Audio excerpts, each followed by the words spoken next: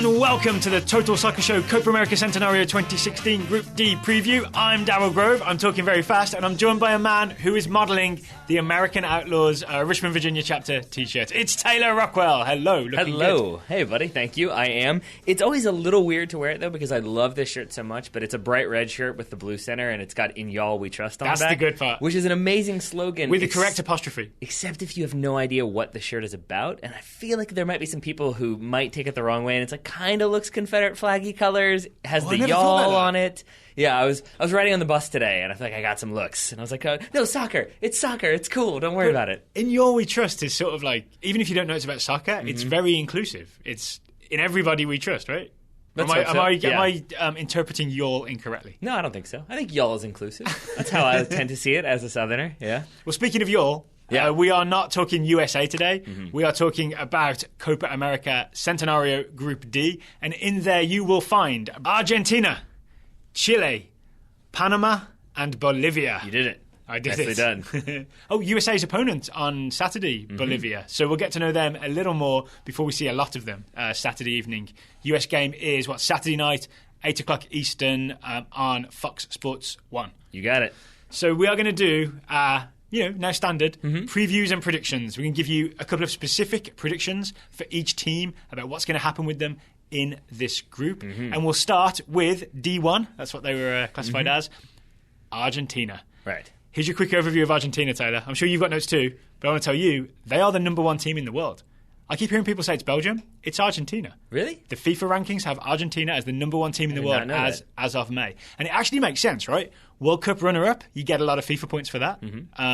Copa America 2015, Chile won it, Argentina runner-up. You get a lot of FIFA points for that. And then they've already been doing World Cup qualifying, so they've been picking up points for that too. Yeah, I did not realize that you get so many points from like official competitions that way until I realized that one of the reasons why the United States dropped as much as it did and why Panama went up as much as it did is because Panama finished third place in the 2015 Gold Cup. So they got all those extra sweet international coefficient points. Yeah. Get those FIFA points. Exactly. Get those. It's like a real-life game of FIFA career mode, right, for international teams. Yes. I like to think of it more as like hungry hippos. Like there's a certain amount of points and everyone's trying to get them. Whatever works for you. Whatever imagery works for you. I want to say when I looked at the rosters, this is the best roster in the tournament. It has Leo Messi, it has Angel Di Maria, it has Javier Mascherano, it has Sergio Aguero, and I could go on, but it would get boring. It would just be a list of famous players. Yes. Yes. And so, but with that, as always, comes that headache of, but how do you fit all of these big names who are accustomed to starting into your starting 11? Yes. Because you have many, many names in there.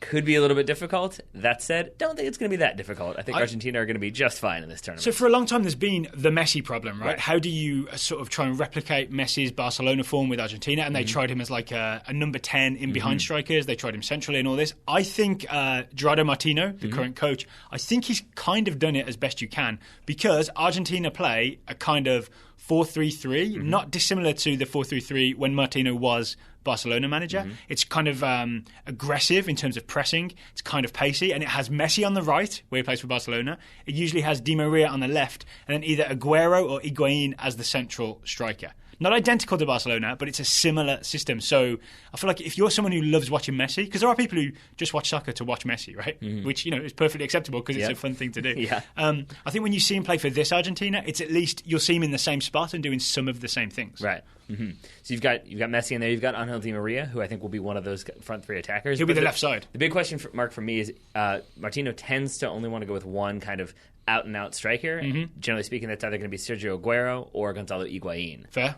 And that, it's kind of up in the air. I think, for purposes of my prediction, you're making that sound like a problem. It's a good problem to have, right? Yeah. Again, it can just be an element of if you're basing your squad around one player, around one specific formation with one player at the crest, and then all of a sudden that player gets injured or maybe he's out of form, then you have to kind of tinker and figure it out on the fly, and it can be problematic. That said, I think, for example, for the United States, when Josie Altidore goes out with an injury, I think I'd be okay if my only backup options were Sergio Aguero and Gonzalo Higuain. I don't think I'd be too bummed. So you ready for our very specific predictions? Let's do it. I will invite you to go first, Tyler Rockwell. I will say that the aforementioned Gonzalo Higuain, This is a little bit strange, but I'm going to go with will register at least 2 assists in this tournament. That's weird. I think of him more as a goal scorer. Well, first of all, it's kind of based on the idea that he will be starting for Argentina, or will start at least 2 of the 3 games in this group stage. So Sergio Aguero will have something to say about that. And I want to clarify that that's 2 assists in the group stage, not in the overall tournament. And that's because for Napoli, where he plays his club ball, he's an amazing goal scorer. He broke the Serie A goal scoring record in this past season. He, I think, is either out of contract or on his way of being out of contract, so there's lots of offers for him, so I think he has all the more reason to impress. But it does seem like Martino has come to favor him as the starting forward for Argentina. Yeah. But with that, I think Gonzalo has kind of served as, that's right, we're first name basis. First name. Yeah. Has become more of a provider in a lot of ways for this Argentina team. And so if you look at their most recent run of results, it's him getting more assists than it is him getting goals. So I think that's part of being part of a really impressive front three, right? Yes. If you look at, for example, and I'll keep going to it, but the Barcelona forwards, those guys get a lot of assists as well because everyone else is capable of scoring. Right, even like, wasn't it last year, like Luis Suarez had a crazy amount of assists and fewer goals, but it was because he was making those kind of runs out to create space. And I think Higuain will do the same. So I think maybe he'll get his name on the score sheet. I'm guessing he probably will. But I think it's going to be more about assists for him than anything else. Speaking of, my first prediction is about Argentina's right back. And the important thing is, it is not Pablo Zabaleta. It is not. Zabaleta, Man City right back, famously injured. His replacement, at least for the last 2 World Cup qualifiers and on this roster, is Gabriel Mercado. It's probably a name most people don't know. It's a name I did not know until I started doing this research. Here's why. He's only played 4 times for Argentina, but all recently, and he's never played in Europe. He plays for River Plate. In his 4 games, guess how many goals he scored? I'm going to say 2. Did you know that already? I did not, but I do have the roster in front of me. I see. So yeah, his 2 games at right back, Mercado scored 2 goals. Yeah. He's also got forward quite a lot because he's on Messi's flank. Right? There we are. So here's my prediction. Gabriel Mercado will have the best offensive production of any right back in Group D and probably in the whole tournament. Wow. Because Argentina press high and attack. He gets forward a lot. Think like, again, Barcelona, think Dani Alves-ish, maybe. He's great at crossing. I've seen a lot of beautiful crosses from him, nice curling crosses. And he's on Messi's side. So we're literally his flank. So when Messi goes infield, Mercado goes outside, has all that wing to himself, or he does a 2-on-1 overlap, right?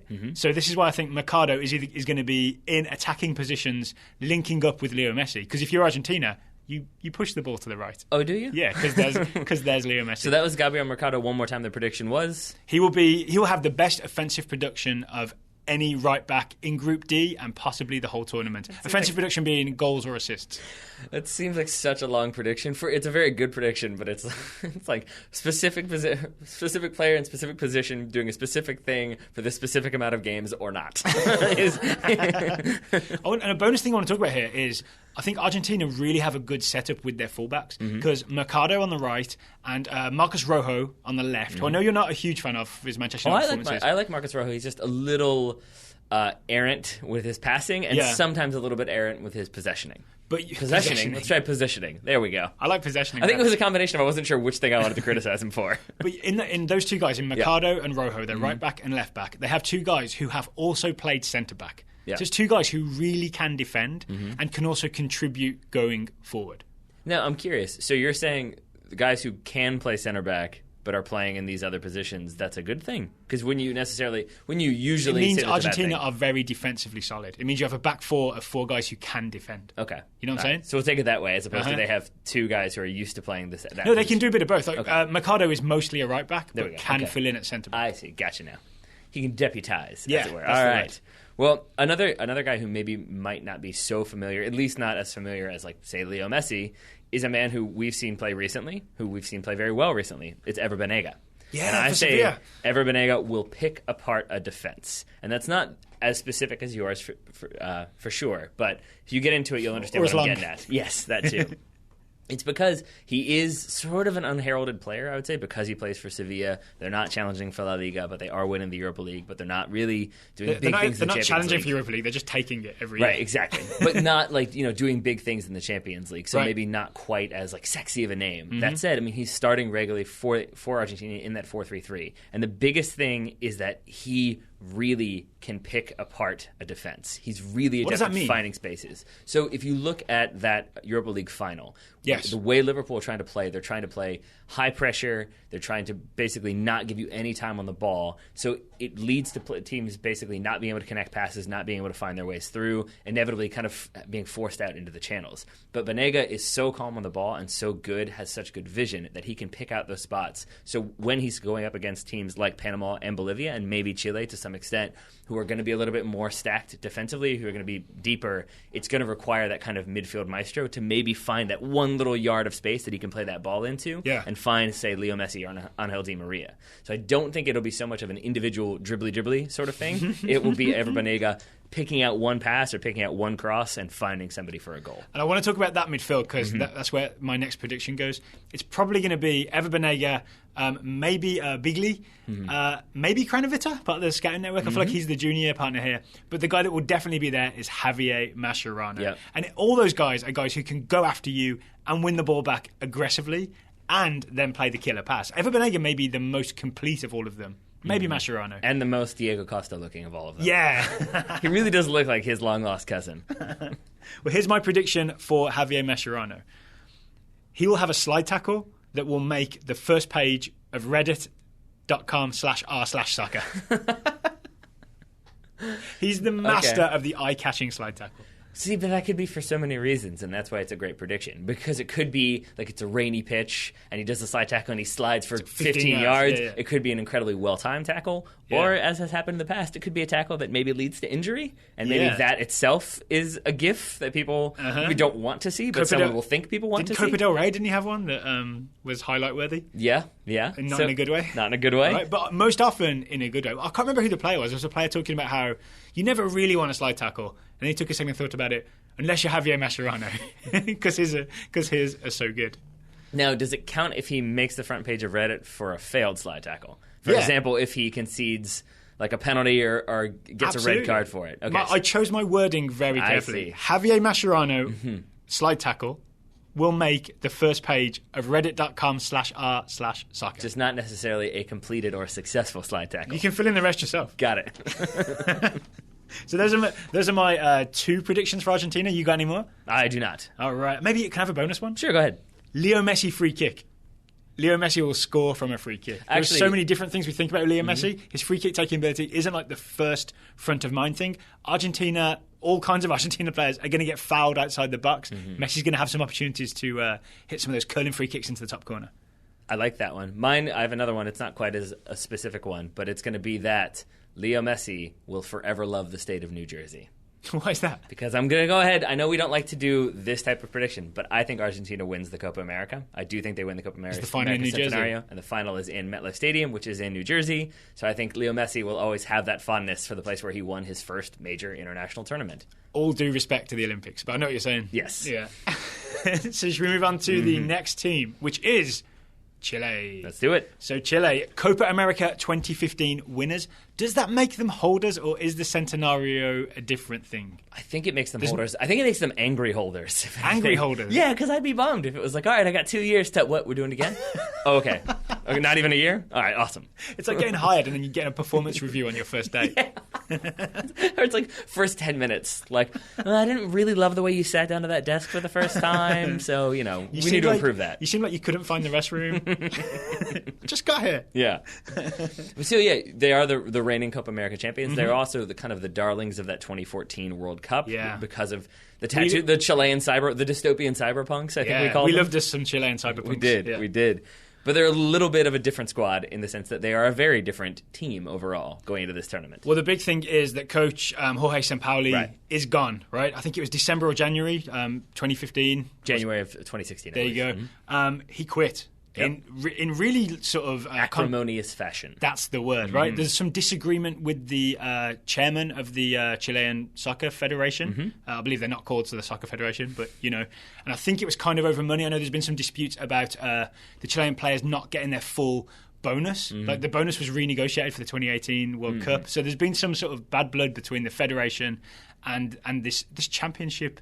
winning team. So that said, though, I have seen it written a few different places. I think Tim Vickery talked about it briefly in an ESPN article he wrote. Shout out to Tim Vickery as we're doing our Copa America research. He is the source of well-written knowledge for all things South American soccer. This is true. And one of the points he was making is that, yes, it was all the things you mentioned, but it may well also have been a little bit like you're looking at this team, and it's a team that did really well in the 2014 World Cup, won the 2015 Copa America, but maybe it's getting a little bit older. They're not. It's a lot of guys who are 28, 29, 30 nowadays. But when you look towards 2018 in Russia, going to be older, going to be a little bit long in the tooth. Maybe not quite that same fresh ability to press everywhere. And so there's maybe some speculation that it was sort of somehow looking at things and being like, I've won the Copa America. Really? Maybe I'm okay if this doesn't quite work out. Like he knew where the peak was. Yeah, right. He's the guy who sells his shares when he knows the peak price is there. Or just also that you've just won this tournament. He sold his shares before they launched the Apple Watch. Yes, exactly.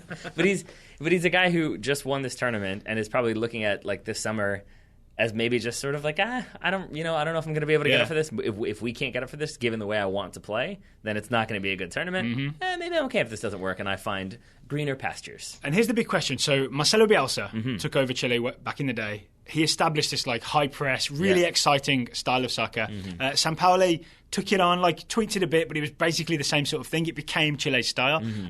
Juan Antonio Pizzi has taken over. He's Argentinian and also Spanish, I believe. Born in Argentina, but played for Spain. And again, the reason I've seen written is because Spanish. He would have been behind Gabriel Batistuta for Argentina, and he was like, "Well, that's never going to happen. I'll go play for Spain." All right, so he's a smart man.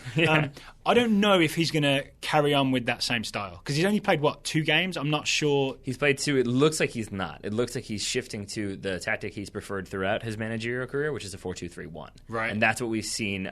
His first game in charge was a 2-1 loss to Argentina. They went with a 4-2-3-1. That was a loss at home. Second game in charge away to Venezuela, a 4-1 victory. They played a 4-3-3. So but even that 4-3-3, they had, I believe, a central striker, and I've written his name down. You have? It is Mauricio Pinilla. Right. He's gone with basically a traditional centre forward, whereas before it used to be a lot of guys like Alexis Sanchez. Switching, right? Right. But it's more static, if that makes sense. Yeah, it does. You have one target guy. And so I think that leads into my specific prediction number 1, which is that Chile is going to bum out neutral fans. Is that a pun? No. Okay. Why? You'll find out in a minute. Okay. As I said, they were the darlings of the 2014 World Cup. Vicente Del Bosque referred to them as playing. It was like playing against 11 kamikaze pilots, which I think is a great way to describe that team. They won 2015, playing the same kind of style. And so I think for people who even just maybe miss the 2015 Copa America, as I think a lot of people tend to do in this country, unfortunately. I think looking at that 2014 World Cup, it's like, oh yeah, they were so exciting. They were all over the place. They played so crazy. There was overtime games. And so you tune into this team, and I think it is going to be a little bit less frenetic, a little bit less high tempo, and a little bit more emphasis on staying in your areas and doing that kind of 4-2-3-1, sort of static forward. And so I think it won't be quite as exciting football as people have come to expect from Chile. Fair enough. Okay. I think also you can't understate the fact that this is his first major tournament, Pizzi, and it is sort of a high-pressure situation given that you're the holder. So you might also see kind of the thing that we talked about with Jurgen Klinsmann where he doesn't want to lose right away. Yeah. So he's going to play a little bit more defensive to kind of keep things under control early. And first game is against Argentina. Yeah, that One of the things I love about this tournament is the opening of each group is 1 versus 2. Yep. Right? That's where you've got USA, Colombia. That's where you've got Argentina, Chile. So it's going to be blockbuster fireworks opening weekend. Okay, my prediction is Gonzalo Yara, who will probably be one of the 2 centre-backs, along with Mr. Medel. Is it Guy Medel or Gary Medel? Gary Medel. Gary Medel. More on him in a moment. Okay, I'll say no more, no more. So, Gonzalo Yara... I know what you're going to say, and the answer is yes. ...will be one of the centre-backs. He will get away with something terrible. Ooh. So, the famous moment from Copa America 2015 was Uruguay's meltdown, where Yara...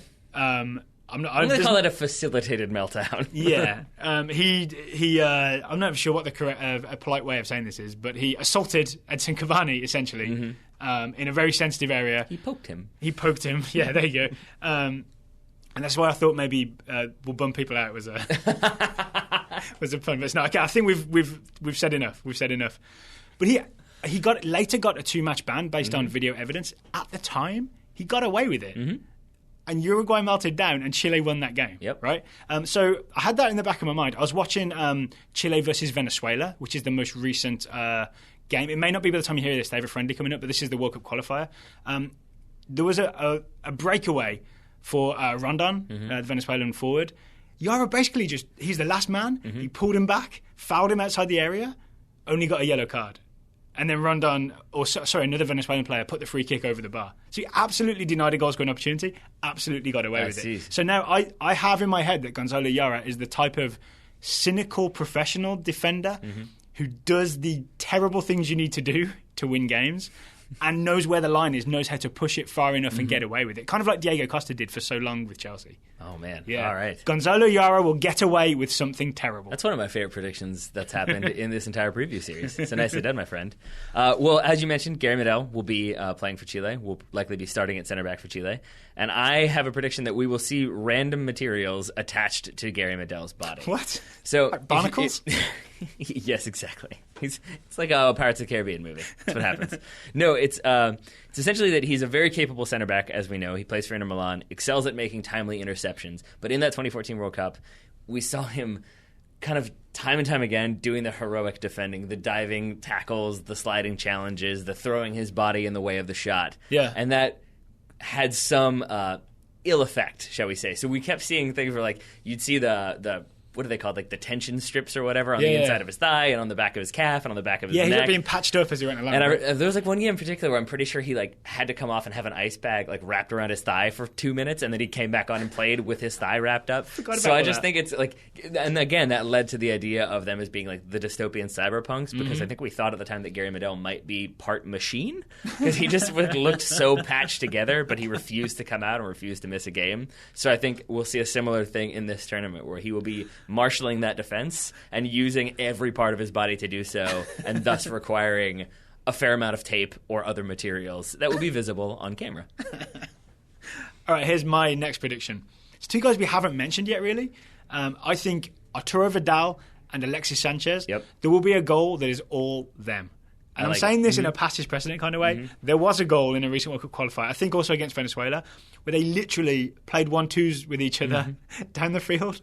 And then Vidal just put it in the back of the net. It was just zigzag, the two of them, and a goal. And I think they really are the big names, the guys that everybody looks to on this team, and with good reason, right? Because they're the guys with major European teams. If you're not familiar, Sanchez is with Arsenal. Not his best season ever, but he's still had these incredible moments all season, right? He can accelerate away from someone, make a quick turn that no one sees come in, and really open something up. Right. And then Arturo Vidal can just be in every single place at once. He's the great Pep Guardiola player at Bayern Munich. Right, exactly. I mean, he's the guy Pep wanted at Bayern Munich. Yeah.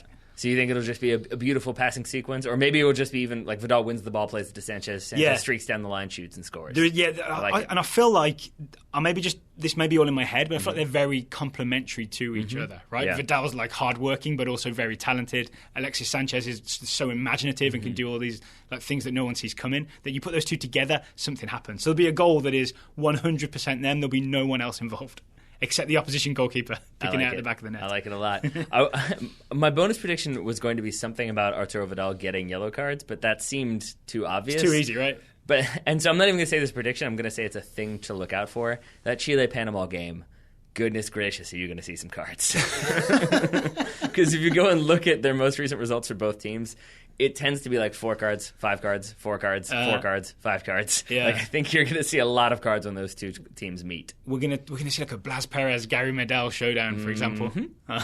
More on Blas in a moment. Okay. I have a bonus prediction. What you got? For Chile. It's that Fabian Orellana, a name I've just learned to pronounce. Is one of your predictions going to be that you'll learn how to pronounce his name? I'm not bold enough to say that. Fabian Orellana will get 2 assists at least in this group. You mean a Gonzalo Higuain special? Yes. So I've noticed him. He's become like either when they play the 3, he tends to be one of the wide guys, at least under Pizzi so far, or the 4-2-3-1, he'll be one of the wide guys there. And he's this kind of like really nice dribbly winger. I saw him give a back heel assist in a highlight reel I saw. Fancy. Yeah, so I've got a little inkling that he may be a player to look out for. I wanted to mention him just because he's a guy that maybe not everybody will know, so it's an extra exciting player to look out for. I like it. Should we move on to Panama? I sure. I think if by that you mean Panama, then yes. So Panama, third place at the Gold Cup in 2015 at the expense of the US in the third place playoff game. Brad Guzan had to work hard to even get the US to penalty kicks in that game. Coached by Hernan Dario Gomez, who is, of course, Argentinian, since 2014. As is tradition. As is tradition. I believe we talked about this earlier. Their World Cup qualification is going pretty well, right? They're in second place in their group. Decent chance of making the Hex. There we go. What else do you know, Taylor? I know that they have a very varied roster, is the best way to put that. Yeah, so 23-man roster. Composed of players from 12 different countries. So they're playing club ball all over the place. So I do think in some tournaments like this, there's a tendency to play maybe the kind of more homegrown, more domestic players. So you kind of get that sort of close-knit vibe where you have 8 guys from the same club or 9 guys from the same club. Here, we'll talk about Bolivar later. Yeah, exactly.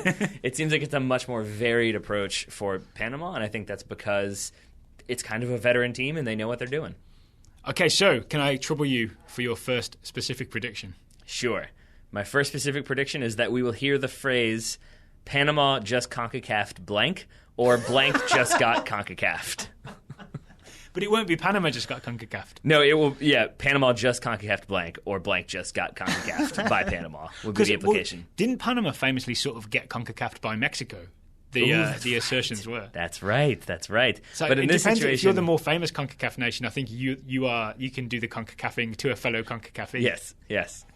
But in this situation, I just imagine Blas Perez coming in and like a Bolivian defender, a Chilean defender, Argentinian, just being like, wait, who's this guy? Who's Blas Perez? What's happening now? Who's this large, muscly gentleman? Yeah, but we know him. We know what he does, and they don't. Right. And so I can just see him getting in there in the box and frustrating, Javier Mascherano or somebody of that kind, Gary Medel, and maybe he does draw that penalty, he does draw that foul, and Panama snatch a late goal or snatch a late point, and it is sort of that narrative of, oof, Panama from nowhere, point. You think Blas Perez will be the one doing the CONCACAF? I think if there were to be one Panamanian player doing it, it would be Blas Perez, yes.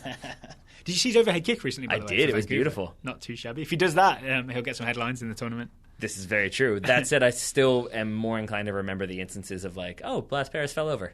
Oh, Blas Perez fell over again. It's all about knowing when to do it. He knows when to do it. He is crafty. Don't get me wrong. He is a crafty veteran who I'm excited to see in this group. My first prediction about Panama is the exact opposite. It's about Ismael Diaz. He is a much younger forward because Perez is 35 or so. Ismael Diaz is 19 years old. He plays for Porto B. And my prediction is he will dribble too much at some point during the group stage. That's not good. Every article I read about Ismael Diaz says he's at Porto B. Everyone's very excited about him. He's very talented, but he's very raw. And I was really interested in what that meant because sometimes that's just a filler word for young. You know what I'm saying? Yeah. Like not the finished article, all that kind of stuff. So I went and watched a lot of Ismael Diaz highlights, and it was those kinds of highlights where you beat 3 guys, then get tackled by the 4th guy. But it was flashy while you were beating the first 3 guys, right? So Ismael Diaz just loves to have a dribble at people, and I feel like if he gets some minutes, which he may only get 10 minutes, he may get 20 minutes, he may start. He has started for Panama. You'll see him try and do too much and just be too confident in his dribbling skills. And it'll catch the eye, but it may not go anywhere. I like it. That's a good shout, Mr. Grove. My specific prediction, number 2, the second, is that Gabriel Gomez won't shine quite as brightly as his teeth, but he will register either a goal or an assist in the group stage. I did not research Gabriel Gomez's teeth. I know he's a midfielder. So I watched some highlights of him playing, and you can't really tell there, but from a few of the photos I've seen, he appears to have some bling in his teeth. Like little diamond things? I believe so, yes. Wow. So that are braces, but it looked more like diamonds. Are you allowed to do that on the soccer field? I guess you can't take them out, can you? Well, you can pop them out. If it's a grill, you can pop it out. Yeah. Interesting. Know you nothing of the works of Paul Wall, my friend? No. Who's Paul Wall? We'll leave that for another day. But Gabriel Gomez, he's a 31-year-old midfielder. He generally plays centrally but can play out wide. A regular starter for Panama, 119 caps, all of which is to say you know what you're getting from him, and you need that kind of veteran steel in this type of tournament, especially facing those teams like Argentina and Chile. No disrespect to Bolivia, but come on, it's Argentina and Chile. And so I think I was so distracted by his grill. What was your specific he'll either get prediction? A goal or an assist because he's done that in World Cup qualifying for Panama. He's gotten a goal, but I think in this type of tournament, I think it's going to be more about him controlling the midfield and trying to play those balls into, say, the head of Blas Perez, or kind of being a little bit more direct. And I think he has that ability and veteran know-how to get a goal or an assist as is necessary. So I also have a prediction about a midfielder. The midfielder I'm picking is Anibal Godoy. Anibal Godoy, I believe, will have one outrageous pass Ooh. So I've been watching highlights of Godoy, and he's become one of my favorite players, I think, just really? based on the highlights. Yeah, and I've already called people Say more. I want to know why. I've already had the Uruguayan Pirlo. We had the Pirlo of Kentucky recently. With Joe Pirlo. There's been a lot of Pirlos. Del Piccolo. Yeah, so I don't want to go that far just yet. But watching Anibal Godoy, he plays sort of holding-ish centre midfield. Mm-hmm. He intercepts. He seems to have a talent for intercepting the ball, but then he plays these ridiculous left-footed bendy passes that get in behind defences. I'm thinking if Panama are pretty deep and he's got a runner, I think there's going to be one outrageous pass where he breaks a defence. Like it may not end in a goal, but Anibal Godoy will bend a ball that you didn't think was possible into someone's path. One outrageous pass. Okay, so too much dribbling and an outrageous pass. Yeah. Gotcha. I mean, it could be that he puts it into the path of Diaz and then Diaz tries to beat too many people, right?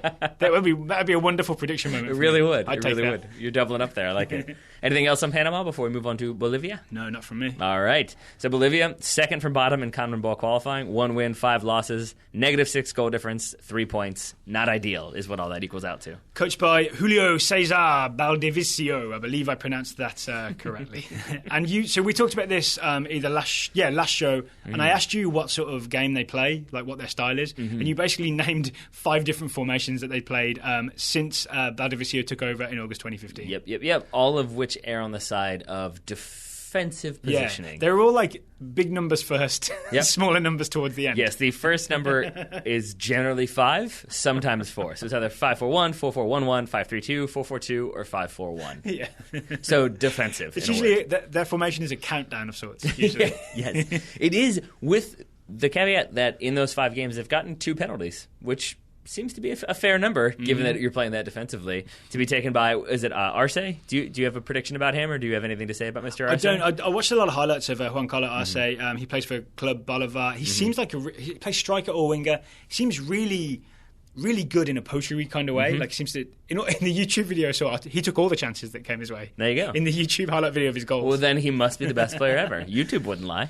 But I did notice that it seemed like Club Bolivar were on the attack a lot, and therefore he gets a lot of space and a lot of chances. I'm not sure the same thing happens when he plays for Bolivia, if that makes sense. Yeah. And there's also, famously, Bolivia, it's a tough place to go and play in El Paz at altitude. That's not happening in the United States, right? There's not a game at Denver at Mile High Stadium. I don't think there's any games at altitude. They tried. They requested it. They requested, can we have all the altitude stadiums, we want to play on please? Mount Rainier. We want to play in Denver. And then we want to play on top of an airplane. Is that possible? What's the one with all the faces on it? We'll go on top of that. Is there a field there? National Treasure would have me believe that there are crazy things behind those heads. So yeah, sure. Maybe there's a soccer field too. Bolivia again. Yeah. Shall I go first with my prediction then? Well, a few other little things to note about Bolivia. You've done more research. I have. From my notes, I forget his first name. I apologize. But Chumacero is one of their midfielders who will be out. He was kind of a hyped midfielder for them, but he's out with a knee injury. Yeah. So I think that will further make Bolivia a bit defensive, because without kind of that midfield creator, you tend to play a little bit more defensive to cover your leaks. Yeah. And I think the only other name that I thought maybe was worth mentioning, unless you have more to say on him, was Yasmani Duke. I do not. Yasmani Duke is a forward who will likely start for Bolivia. He seems to be their primary attacking option, and he plays for the New York Cosmos. So New York Cosmos fans, all the more reason to be excited about the Copa America. And with that, Daryl, your first specific prediction. Bolivia's game against Argentina in Seattle will go better than Bolivia's game against Argentina in Houston. All right. So in September 2015, Bolivia played Argentina in a friendly in Houston, and the score was Argentina 7, Bolivia 0. Not ideal. It was a dismantling. Yeah. And basically, I just think, because, as you said, they'll be more cautious in a tournament, right? Yep. And especially, with players missing, they'll bunker in. And obviously, I don't think they'll win, but they won't lose 7-0. So your bold prediction is that Bolivia will not lose a game 7-0. Specifically, they won't lose to Argentina 7-0. Wow. Well, this also, I think it kind of creates a situation where at least I get to cheer for Bolivia's defending when I watch that game. Okay, that works. Right? Because it could get to 4-0, 5-0, I'm like, oh. If this were a situation as there will be in the tournament when we're actually being sort of competitive when it comes to these specific predictions, there's no way I'm letting that prediction slide. I'll do this. Okay, if we do end up tallying up these preview predictions, I'll take maybe, if you let me have this, I'll take like a negative thing where if they do lose 7-0 or more, by 7 goals or more, maybe I'll lose 7 points. How's that? Sure. Yeah? Sure. Maybe a high-risk prediction. I don't think it is at all. But essentially, it's just the idea that it's tournament football, so they'll just be very cautious, right? No one goes to a tournament and just lets it all hang out. Well, here's a problem for you, at least as I see it, is that I foresee there might be some goalkeeper problems for Bolivia. Based solely... Is it too late for me to change that last prediction? This is based entirely on looking at the starting lineups that they've been playing recently. It has nothing to do with my knowledge of their form, honestly. It's just that I think there will be one significant goalkeeper error for Bolivia, and it's because if you look at their 3 most recent games, it was Vaca who was starting for them. Vaca is not in this roster. And then their 2 games before that, it was the 2 guys who were expected to be in contention. It was either Ramon Quiñones or Carlos Lampi. Those were the 2 who kind of got some options, and then he went with the same goalkeeper 3 times in a row, and then that goalkeeper was dropped. So it seems like they're not quite sure what they're going to do with that starting goalkeeper, and that leads to maybe indecision. It leads to a little bit of uncertainty. A complete lack of confidence when you're starting against those big names like we've already mentioned. And so I could see sort of a Green situation. A guy who doesn't quite know, and he comes out to catch the ball and drops it, or tries to punch it and punches it right into the head of, for example, Gonzalo Higuain, and then goals happen. All right, that's a good shout. There we go. Okay, my other Bolivia prediction is Christian Mercado, 25-year-old midfielder. By the end of the tournament, will have his own Wikipedia page. Ooh. Because right now, if you look at Bolivia's roster, he's one of those red links. No page. He is the only red link, I believe, looking at their roster. But even if that happens, because I'm thinking just appearing in a tournament might be enough to persuade someone to, we should get this guy a page. Even if that happens, he still will not appear in the first page of Google results for his own name. The reason being, there is a Christian Mercado who is the lead singer of Brazilian heavy metal band El Nino. Oh, yeah, of course. And he dominates the search engine rankings for Christian Mercado. Yeah, that makes sense.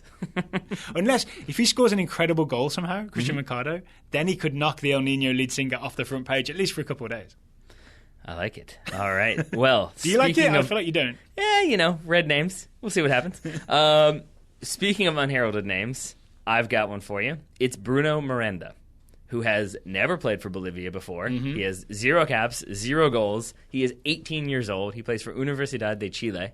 I'm not even sure he plays for them. But I think for Bolivia, they're going to be looking for attacking options at some point in this tournament. So I think we will see Bruno Miranda make his competitive debut for Bolivia in this tournament. Are you thinking like 5 minutes here, 5 minutes there? I think maybe that, but maybe more so like he'll get a 5-minute cameo in like the second game, and then will like start or get a half in the third game, just because I think they'll be looking to kind of spice it up as the tournament progresses. Maybe it becomes clear they're not going to progress, so you try different things, including giving an 18-year-old his first cap in a major tournament. It just occurred to me, we've been kind of negative about Bolivia's chances here. I mean, is there any chance they surprise us and go far in this tournament, or at least like finish second in this group somehow?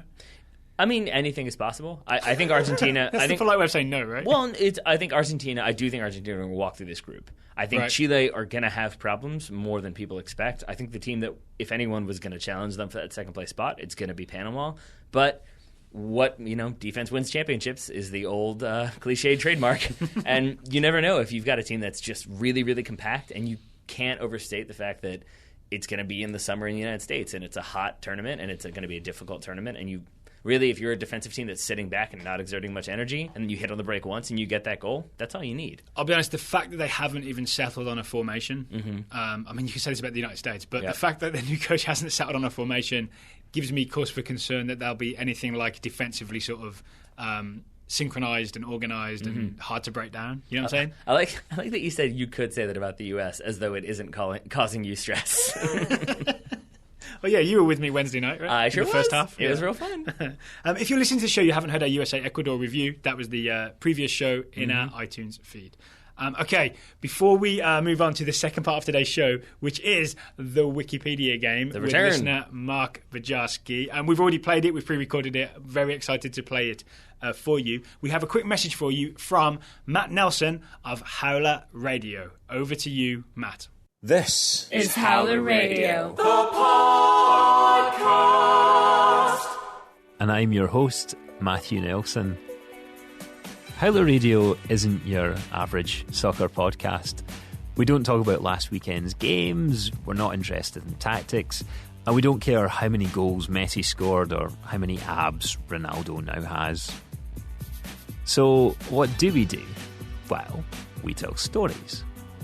Like in Season 1, when we took an epic journey into the dark heart of Don Garber's least favourite chant.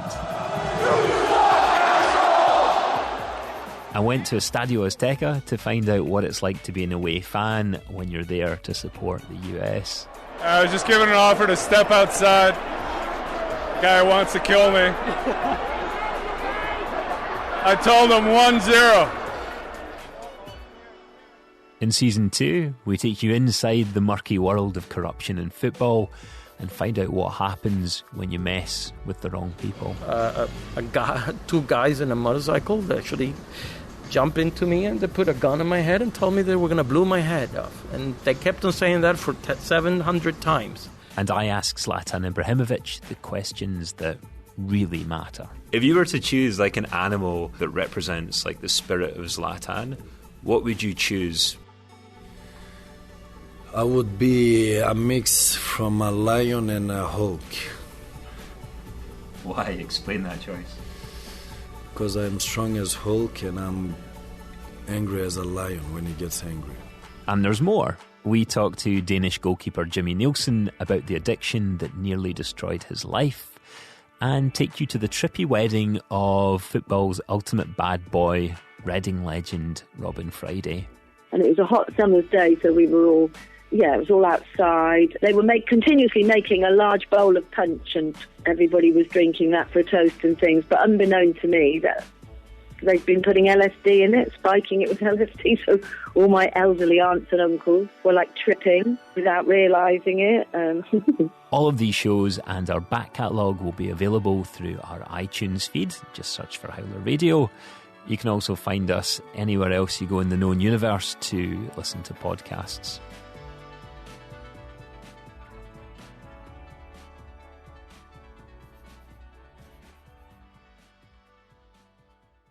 Thanks again to Matt. I know that many people who listen to our show, already listen to Howler Radio, but I'm sure there are some people who don't. So I would encourage you to go and subscribe to Howler Radio and listen to their content. I also know they'll be doing a similar promo for us in the very near future. We've kind of buddied up with Howler a little bit to share listeners. Is it weird to you that there's a podcast based entirely around the love of howler monkeys?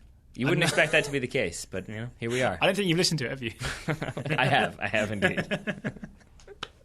So thanks again to Matt.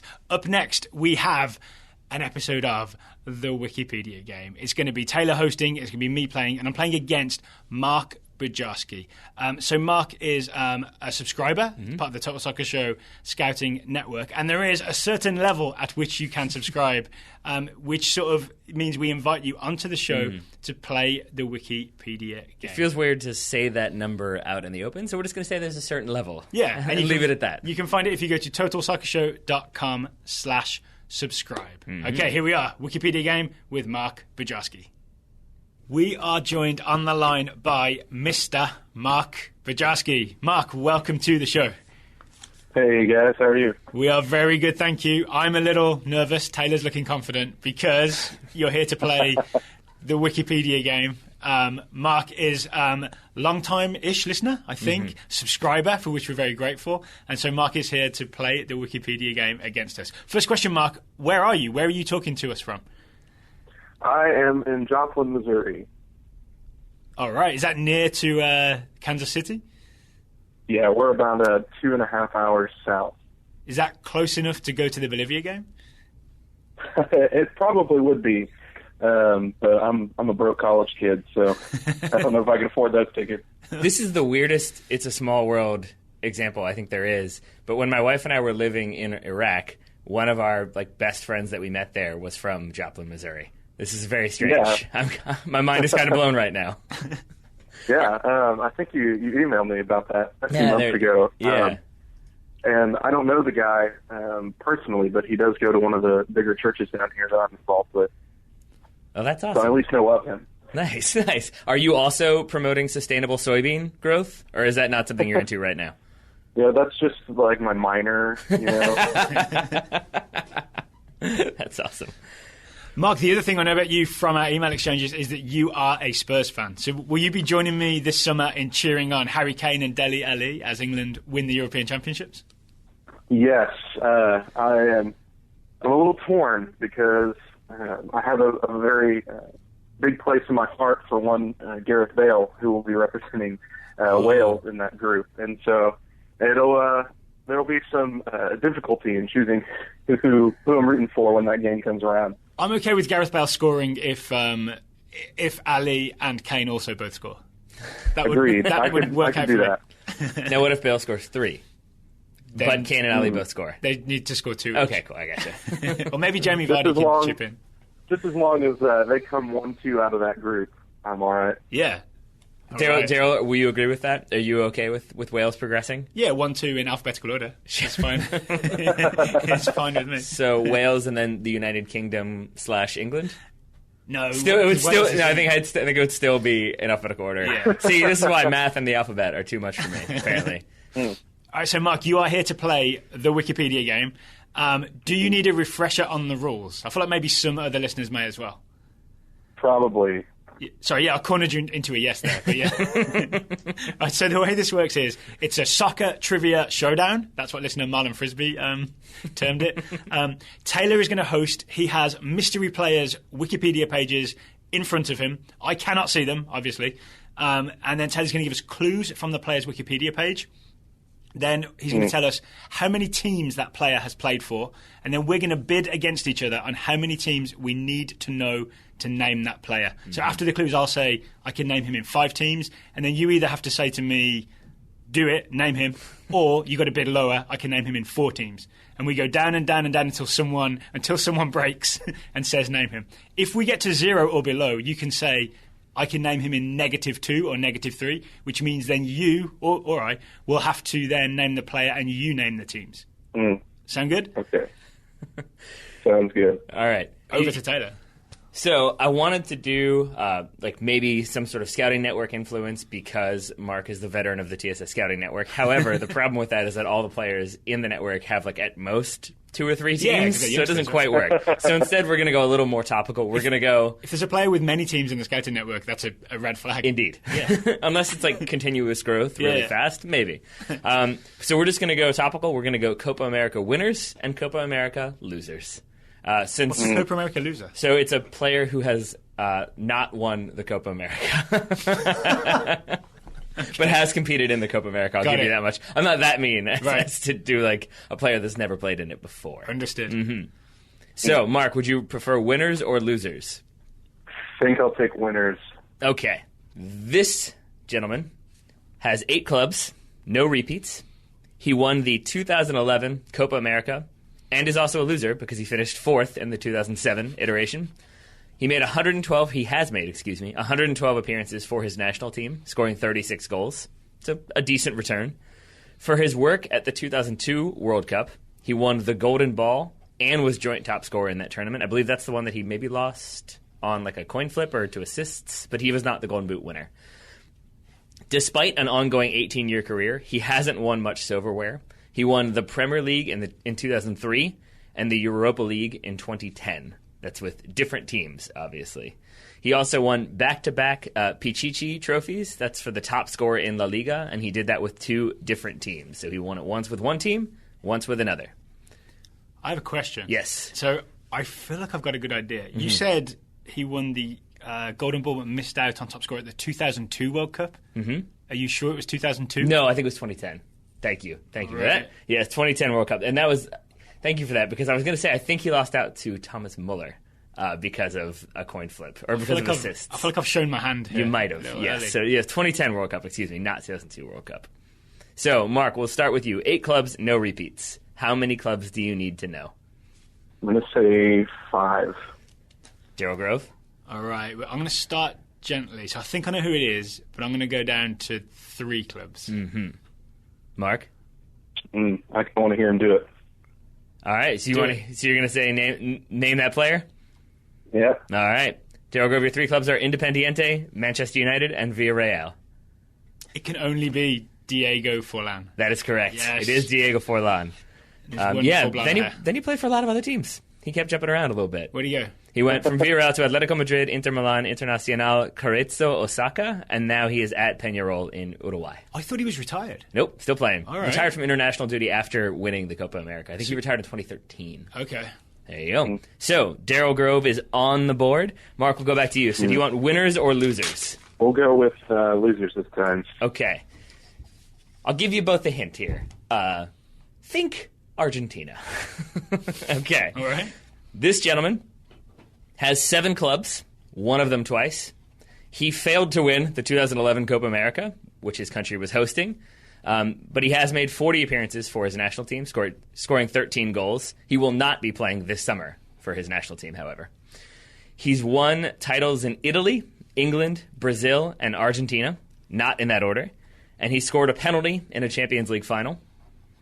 He won the Guerin d'Oro in 2014 and 2015. That's the annual prize instituted by the Italian football magazine Guerin Sportivo that is awarded to the player in Serie A who obtained the best average media rating with a minimum of 19 games played. So he's a highly rated player. He's also very interesting. He once performed as the front man for a musical group, Piola Vago. He had an open relationship with a 19-year-old actress, and he caddied for his friend Andres Romero at the 2012 Open Championship. When you say open relationship, what do you mean? I believe he was married and had an open relationship with a 19-year-old. I see. That's what I mean when I say open relationship. Open relationship is the one that never works out, right? Yes, pretty much, yes. I asked this gentleman, or Wikipedia, since that's where I got this information. So again, did not win the 2011 Copa America, but has won titles in Italy, England, Brazil, and Argentina. Scored a penalty in a Champions League final. Very highly rated player by an Italian publication 2 times in a row. Kind of crazy. Do we need one more, or do we feel confident, gentlemen? I'm good to go, I think. Mark, how are you feeling? I think I'll take one more. Okay.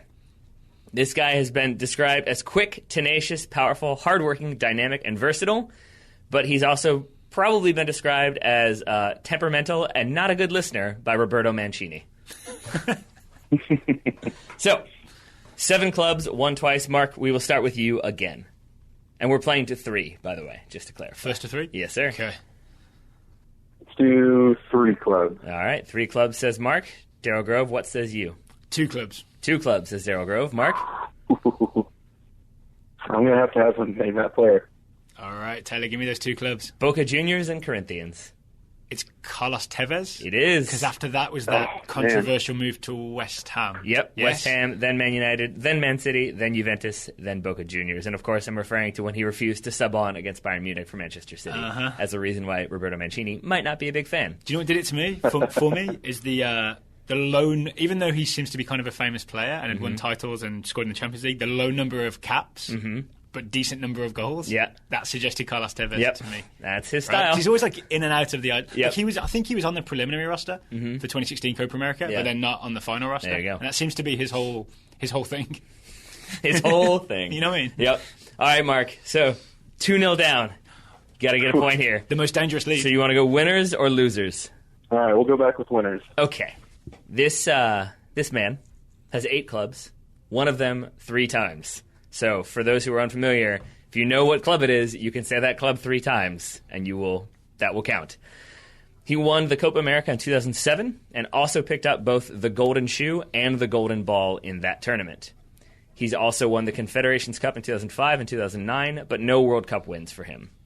At club level, he's won league titles in Brazil, Spain, Italy, and China in that order. So that was Brazil, Spain, Italy, and China. He is known mainly for his flair, ball control, and attacking instinct, but also his poor work rate, lack of tactical discipline, and slender physique. I feel like maybe Daryl's had the advantage here, so I might just stop there, and because Daryl looks puzzled. Mark, just my regular face. Mark, I'll let you decide. Do you want one more? That is your regular face, right? Do you want one more hint, or are you good to go? I think I'm good to go. Okay, so 8 clubs. We'll start with you, Mark.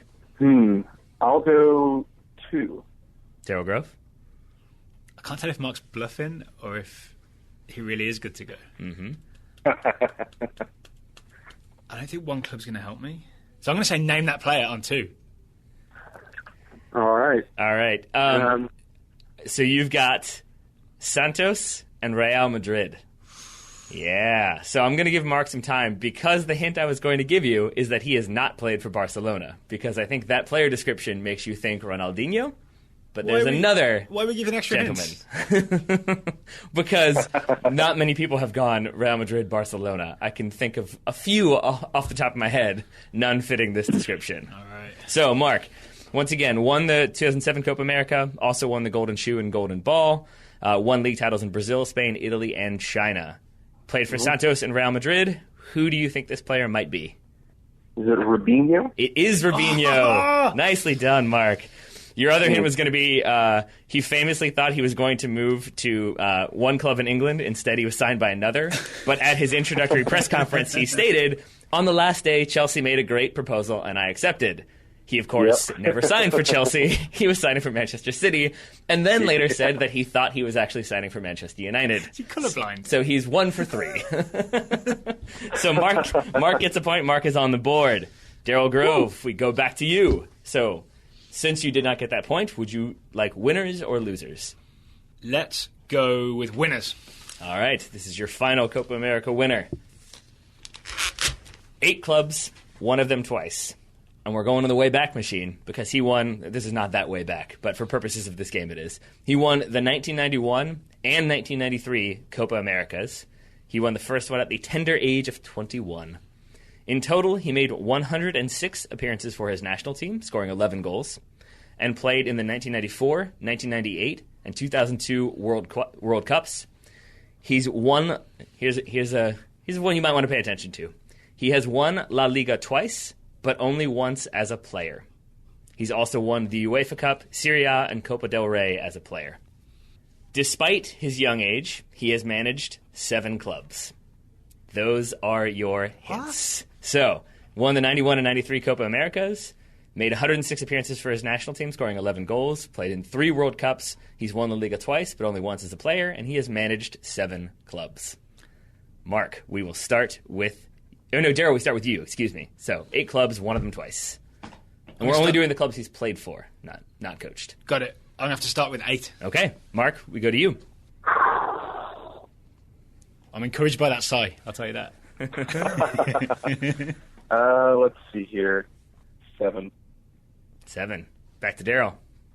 6. Back to Mark.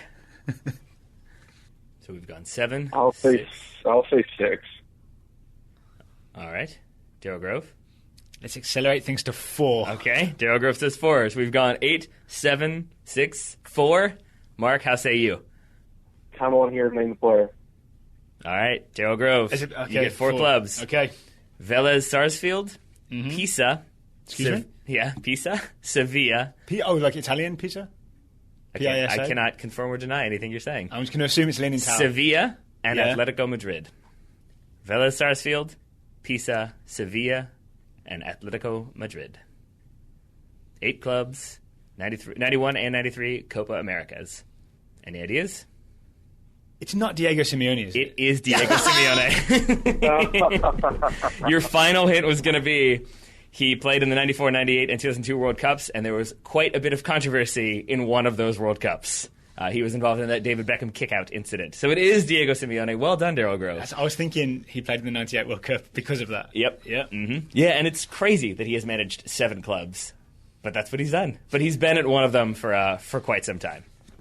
Yeah, so, Mark, unfortunately, that means Daryl gets the win. But a worthy competitor, you got Robinho. I don't think Daryl would have pulled Robinho. So well done, Mark. And thank you, as Daryl said earlier, for choosing to subscribe and choosing to support the show and choosing to come on and play against Daryl Grove. The undefeated Daryl Grove, he claims. I'm on a streak. 2-game streak. Well, thanks for the opportunity, guys. It was fun. Yeah, thank you, Mark, for coming on. We enjoyed it. I mean, I enjoy winning, so I enjoyed it. Daryl's charm and class when he wins things, always on display. All right, Mark, well, best of luck, and best of luck to all those Spurs players this summer, especially the ones playing for England.